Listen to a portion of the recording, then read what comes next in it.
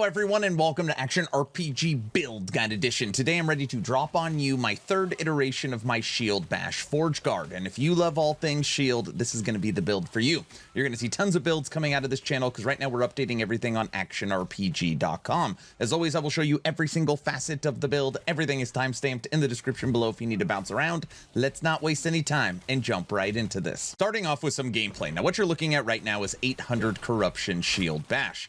And the theming of this build is shields. So if you love shields, you're going to like this. We use Ring of Shields, we use Shield Bash, we use Shield Rush. We are dual shield for the build. You got a wall of shields when you use Shield Rush. The theming of this build is really, really fun. And what's great is that it's mainly automated. So Sigils of Hope is automated, Healing Hands is automated, and when you get hit, you have chance to actually trigger your Ring of Shields or bring a Ring of Shield up. But ultimately what you do is you will be hitting enemies with Shield Bash. You'll be using Shield Rush to traverse the map. And when you need more damage, you will hit Ring of Shields. Very, very simple. And you can see that this gameplay could be higher from a corruption standpoint. Right now it's at 800. And we literally just walked, or I guess I should say rushed through this map. Very, very simple. I just love the design of this. We tried a two-handed weapon and a shield at the beginning because of the new passive node, which Forge Guard can have. But I really they're very, very close, and I decided to go dual shield again, and this build is faster. Let me show you some single target. Starting off with a little 800 Corruption Abomination, and obviously this fight is very easy. We could stun lock Abomination, so if the boss can't attack, can't hurt you. So you get his face tank even at 800 Corruption. And Mr. Abomination, you are dead. Now the 800 Corruption, Harbinger of Defilement, Abomination's Harbinger, you can't fully stun lock. You can pull him out of a lot of his attacks. But again, even at 800, you know, you'll dodge a little bit, but you're pretty damn tanky. See right there, pulled him out of his attack again. But we can't get it every single time. But the Harbinger of Defilement at 800 Corruption is dead. Now, obviously, we can't have a build guide without showing the Aberoth kill. And even standing in all this crap, Aberoth cannot kill us. You are very, very tanky. Get over here.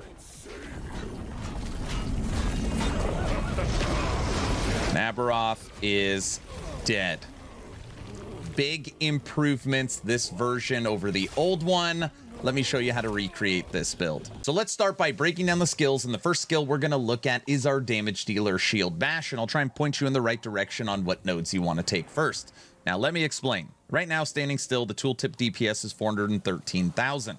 When everything's triggered, it's actually closer to 600,000 with my current gear, and obviously my gear can always be better. Now the way this works is this node right here.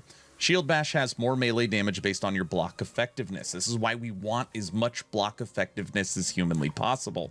On top of that, it doesn't have a cooldown, so you could spam it. You're going to have more multiplicative damage, more stun, and you're going to get attack speed based upon your block chance, which you'll cap out at 50%. On top of that, you have Armor Shred, you have more base damage, and this node right here, Iron Arms, Shield Bash deals more multiplicative physical damage per point of strength. So you want as much block chance, block effectiveness, and strength as you can get on this build. Finally, down here, 5 points on impact. This is going to give you block chance and block effectiveness just while you use and 4 seconds after you use Shield Bash. Moving on to Symbols of Hope. I almost called it Sigils of Hope. On here, you want to take an extra symbol. You then want to come over here and boost your block chance and block effectiveness. You're then going to come to the left. More damage, so you actually need to find increased damage on this build because you have so much base and multiplicative. Increased critical strike chance, and the remaining points go right here in mana. If you have no problem with mana regen, you could pull these points and you could put it in Endurance Threshold. Moving over to Healing Hands, which is fully automated because of the 4 points right here into Hammer. These are the first 4 you want to get. You then want to come to the right here and make it where Healing Hands is free, so you don't have to deal with the mana cost. It's Purity of Thought and Blessed. You're then going to come to the right and turn it into a melee attack so that everything scales with melee. So you're going to snag all of these nodes. And then you've got 4 points left over. Now, if you don't want to use Shield Rush, you could turn Healing Hands into a traversal skill.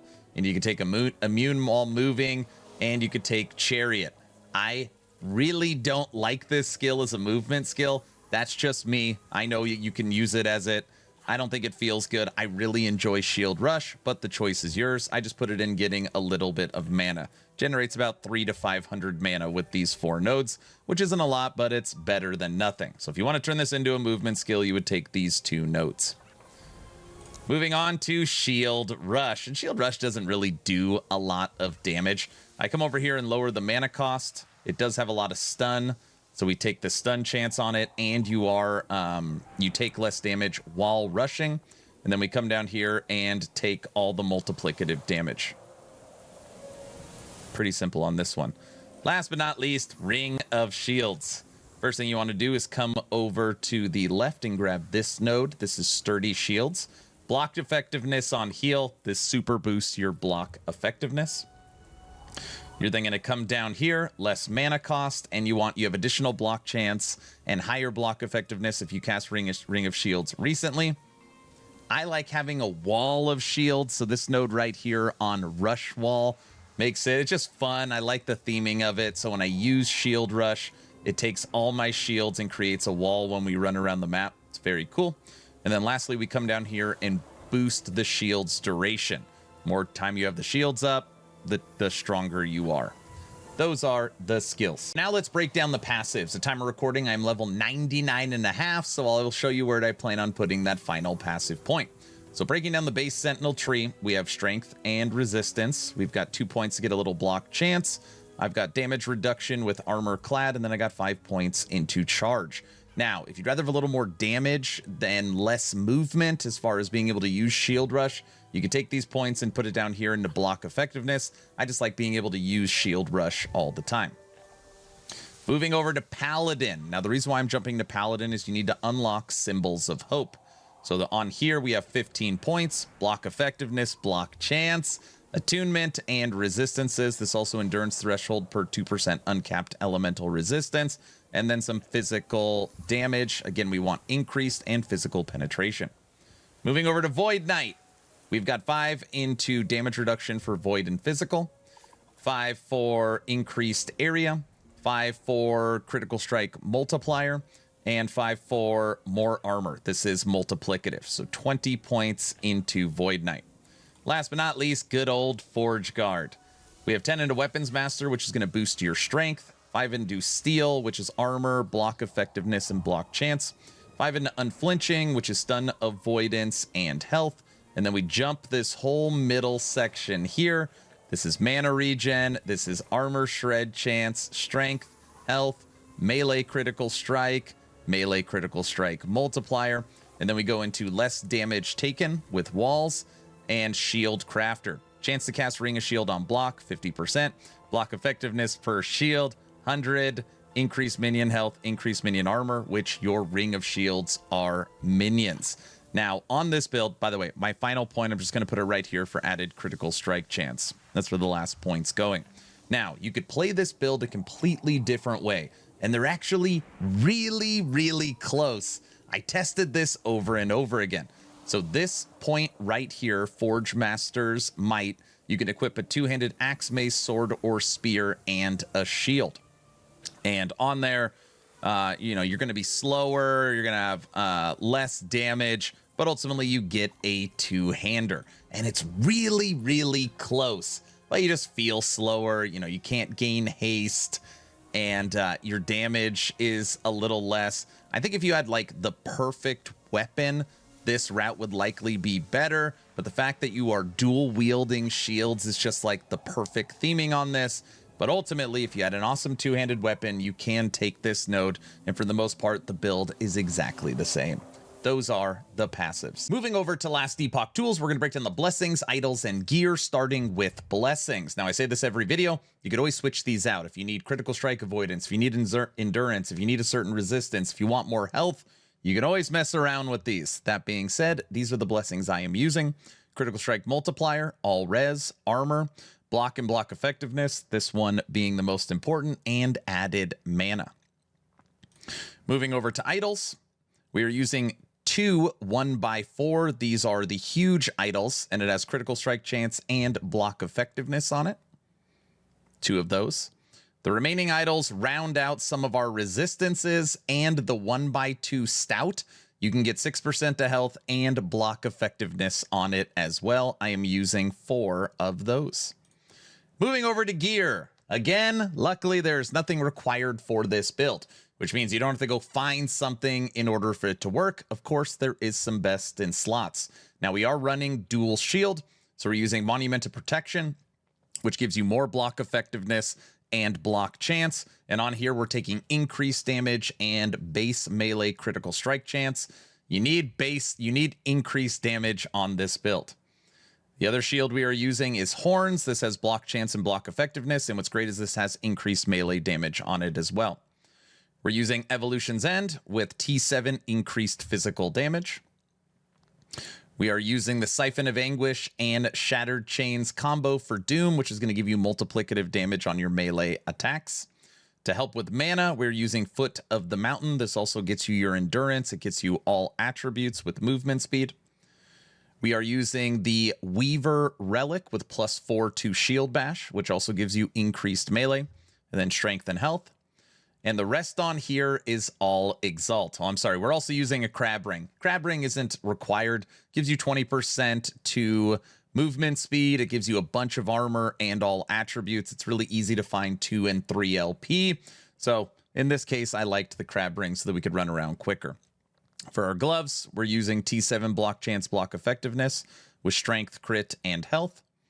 For our helmet, we're using strength, armor shred effect, and double health. Now, our body armor is very important on this build. When you are looking at this, it's going to have increased shed armor effect, vitality, strength, health, and then a T8 strength, which gives you up to 42 strength on this build, which is obviously a ton of damage. It's a ton of armor. And it gives you multiplicative damage for Shield Bash if you could create something like this. We were looking at others, and I really liked the Primordial Exalt in this case. And if you could build this, which, by the way, if you're looking at this gear, 2 LPs, like this should be fairly easy to build out. I shouldn't say easy.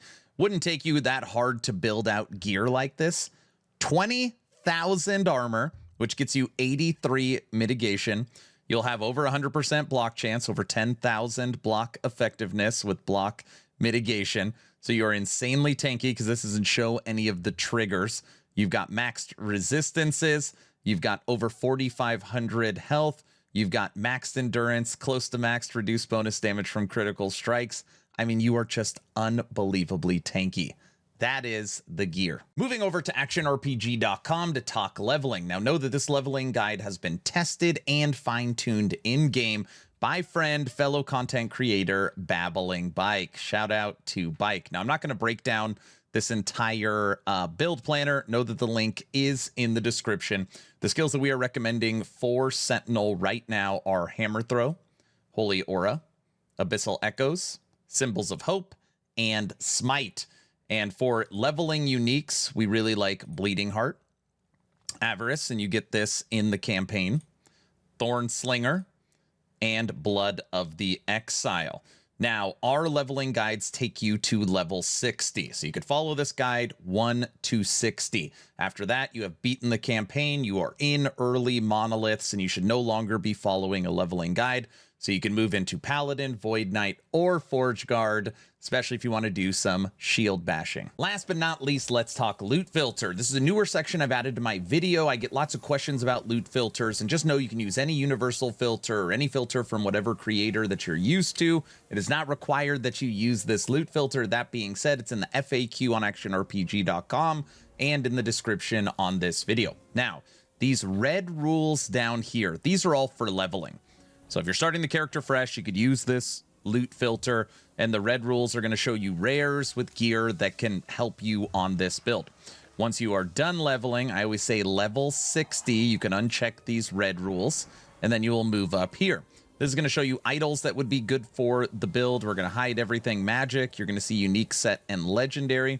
It's going to highlight 2 LP and 19 Weaver's Will items, so you can see those a little better. It's going to show you double T6, T7, and triple T6 and higher exalted gear. And then at the top here, highlighted in caps, are all the uniques that would work for this build, and some, you know, fun, harder to find uniques as well. So, you know, if you're only playing this build, this loot filter will show you everything that you need for it. Again, it's in the description. All right, everyone, that's the build guide. What do you think of my new and improved Forge Guard Shield Bash? Is there anything I missed? Is there anything I can do to take this to the next level? Let me know your thoughts in the comment section below. Please like, share, and subscribe. Of course, only if you think I've earned it. If I haven't earned it, I'm going to work harder for you. Don't forget to check out my new website, actionrpg.com. We've got event calendar. We've got news, tips and tricks, build guides, leveling guides, multiple games, a new writer coming on. We're working on our own database. It is going to be very, very cool when it's done. Again, actionrpg.com. Last but not least, don't forget to join the Discord, over 5,000 members. If you love all things action RPGs, you should be in my Discord. We do movie nights, game nights, all the subathon shenanigans. We give away merch and games just for being a member of my community. So join the Discord. I'm done. Hopefully you were entertained or at least learned something. Aaron, out.